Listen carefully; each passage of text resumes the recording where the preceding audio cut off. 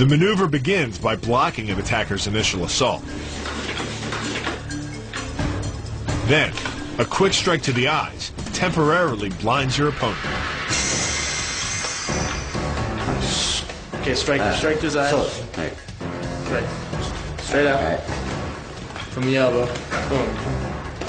Extend it. Right. Okay. Right. Securing the wrist, the attacker is flung to the ground with a jiu-jitsu-style takedown. Hold your left hand as this, and then lean your body onto the ground, and then you use your knee to drop the enemy's knife. The key to the move is the block and strike to the eyes. The block and strike disrupt his concentration, allowing you to take control of his attacking arm. The hyperextension of the elbow, created by pulling back on the locked arm, virtually ensures that he will be taken down. The knee strike to the wrist dislodges the knife and further loads the elbow and shoulder. The technique can easily result in damage to the elbow joint, the tendons of the rotator cuff, or even a broken arm. So, Sensei taught us a vicious attack called ude gatami.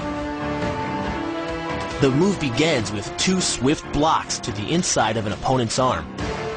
Okay, so when Bill's coming in, I'm using my knuckles to strike his joint. Exactly. Then, locking the left arm, you pull the opponent to the ground.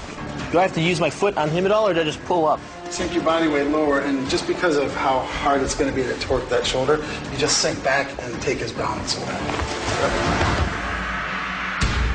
The key to this move is turning your opponent's lower arm into a lever. By grabbing his arm during the initial attack, you set up the lever such that direct loading to his elbow joint is achieved. Once the elbow is locked and loaded, you can pull a much heavier opponent off balance by simply lowering your center of weight. The key to throwing a shuriken is to angle it slightly downward. If the throwing hand is accelerating when the shuriken is released, the weapon will continue to increase in speed until aerodynamic forces begin to slow it down. With practice, the ninja can hit his intended target from distances as great as 45 feet. At impact, that's more powerful than a Major League Baseball pitch. Hashimoto began by demonstrating a simple yet lethal counter-strike called the enyo.